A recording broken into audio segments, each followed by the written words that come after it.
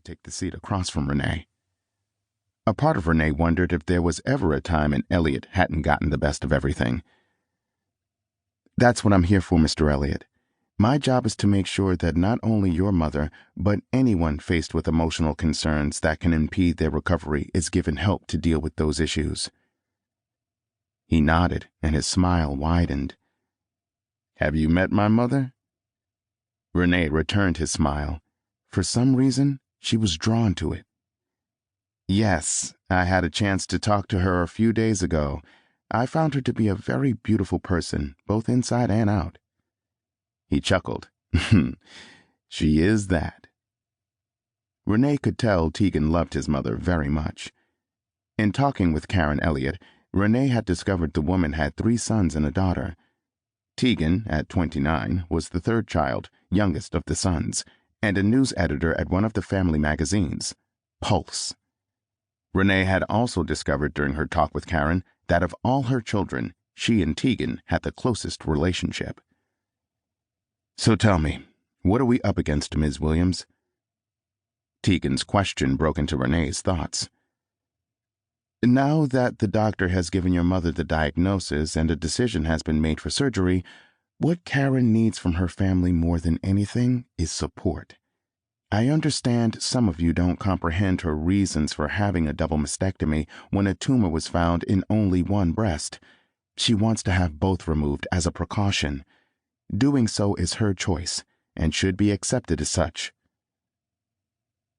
Karen also will need all of your love and support when the surgery is over and during her period of recuperation before she starts her chemotherapy treatments.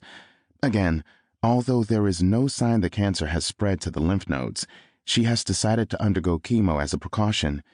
The outlook at this point is still guarded, but I truly believe everything will work out in your mother's favor since the lump was found early." Renee leaned back in her chair. Now that it was pretty obvious that Tegan Elliott was just trying to help his mother, although he had approached it in the wrong way, her heart went out to him. It was admirable for a son to care so much for his mother the way he did. "Do you have any idea when the surgery will take place?" he asked. "Right now, it's scheduled for next Tuesday." Tegan sighed as he stood. "I really appreciate you taking the time to explain what the family needs to do, and again, I apologize for my earlier attitude." Renee smiled as she also got to her feet. "You are forgiven.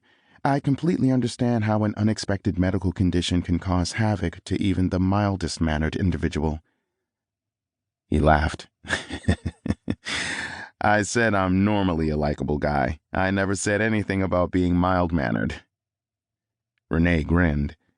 Nobody had said anything about him being a handsome hunk either, but the proof was standing before her. With his 6-foot athletic build, jet black hair and blue eyes, she couldn't help wondering if anyone had ever told him that he bore a marked resemblance to what she perceived would be a younger-looking Pierce Brosnan. He was definitely worth taking a second look at, but she knew a look was all she'd ever take.